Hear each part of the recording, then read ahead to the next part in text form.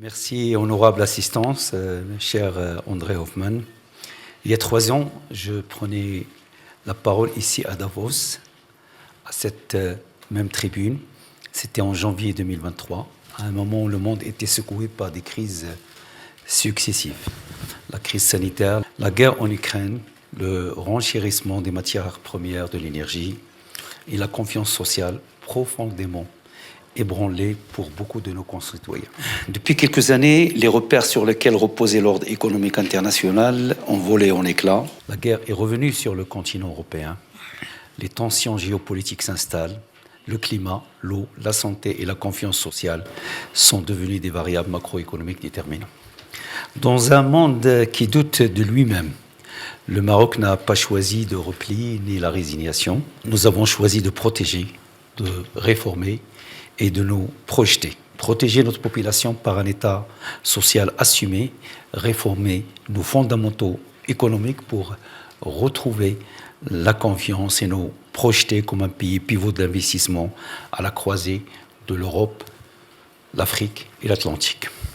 Dans ce contexte, la question n'est plus simplement de savoir où se trouvent les meilleurs rendements, mais où se construisent les trajectoires les plus solides.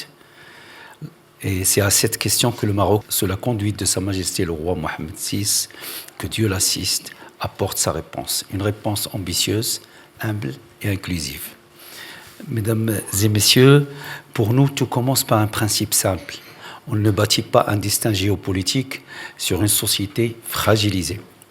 Nous avons fait le choix de protéger d'abord. Face à la flambée des prix des années post-Covid, l'État a érigé un véritable bouclier autour des ménages. Plus de 13 milliards de dollars ont été mobilisés entre 2021 et 2025 pour maintenir stables les prix de biens de première nécessité. Dans le même esprit, près de 1,7 milliard de dollars ont été consacrés pour préserver la famille de toute hausse de tarifs d'électricité et d'eau. Et c'est ainsi que, sans renoncer à la discipline budgétaire, nous avons ramené l'inflation de plus de 6% en 2023 à un niveau inférieur à 1% en 2024 et 2025, parmi les plus bas de la région. Dans le même temps, le taux de croissance est en passe d'atteindre 5% à fin 2025. Le déficit passera de 7,1% en 2020 à peu près 3,5% en 2025 et l'endettement passera de 71,4% en 2022 à 67,4% en 2025. Pourquoi ces indicateurs sont-ils importants ? L'augmentation de la croissance économique, la baisse de l'inflation, la réduction du déficit, de l'endettement. Ils sont importants car ils montrent la résilience et la solidité de l'économie marocaine, et seule une économie solide et résiliente est en mesure de financer et pérenniser le premier grand chantier de ce gouvernement, le chantier royal d'État social. Sous les hautes orientations royales, et en quelques années seulement, le Maroc a généralisé l'assurance maladie obligatoire à l'échelle du pays. Plus de 32 millions de personnes, soit environ 88% de la population marocaine, bénéficient désormais d'une couverture médicale, contre 42% seulement avant le lancement de la réforme. Dans le même mouvement, le chantier de l'aide sociale directe s'est inscrit au cœur du nouveau contrat entre l'État et les ménages les plus défavorisés. Depuis décembre 2023, près de 4 millions de familles, soit 12 millions de personnes, perçoivent chaque mois une aide financière directe de la part de l'État, et nous accordons également une place importante au renforcement de notre système de santé et à l'amélioration de la qualité du système éducatif.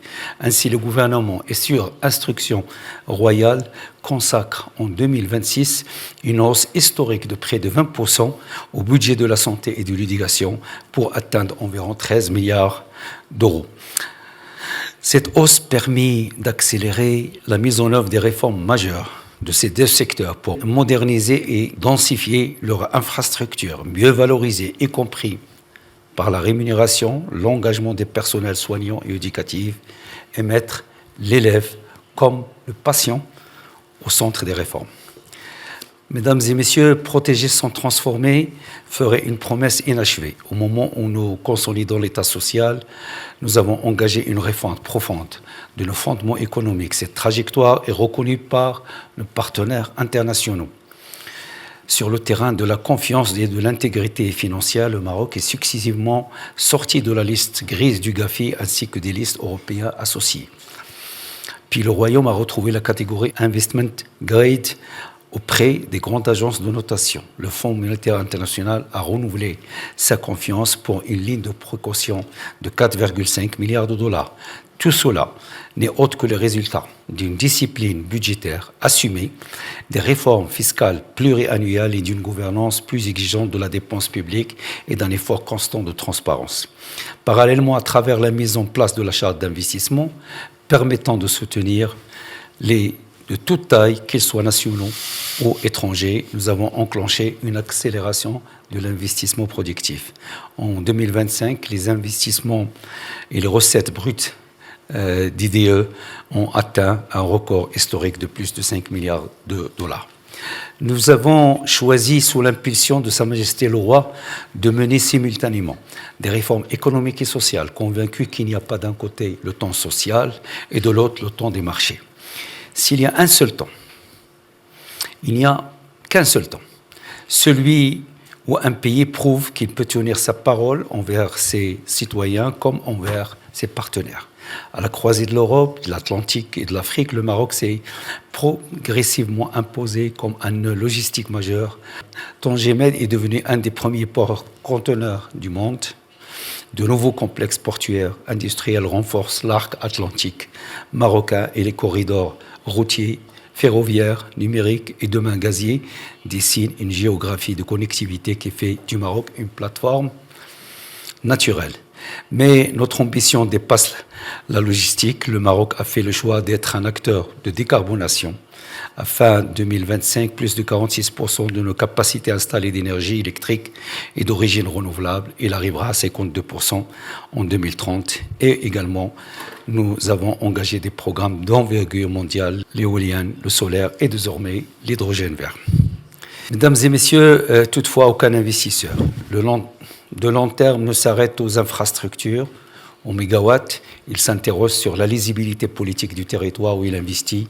De ce point de vue, l'année 2025 restera pour le Maroc une année charnière, grâce à l'action éclairée de Sa Majesté le Roi, l'adoption de la résolution 2797 du Conseil de sécurité des Nations Unies le 31 octobre 2025 envoie un signal sans ambiguïté à la communauté internationale. L'initiative marocaine d'autonomie pour les provinces du Sud est reconnue comme base de négociation à entamer dans le respect de la souveraineté et de l'intégrité territoriale du Royaume. À cette clarification politique s'ajoute un symbole à la fois sportif, économique et civilisationnel, l'organisation conjointe de la Coupe du Monde 2030 par le Maroc, l'Espagne et le Portugal. Pour la première fois dans l'histoire, la plus grande compétition sportive planétaire se tiendra de part et d'autre de la Méditerranée. Loin d'être une fin en soi, la Coupe du Monde est un jalon dans une stratégie de transformation. Derrière des stades, il y a des infrastructures de transport, des réseaux numériques, des investissements dans l'hôtellerie, la culture, le tourisme durable, la sécurité et la formation des jeunes. Je vous remercie.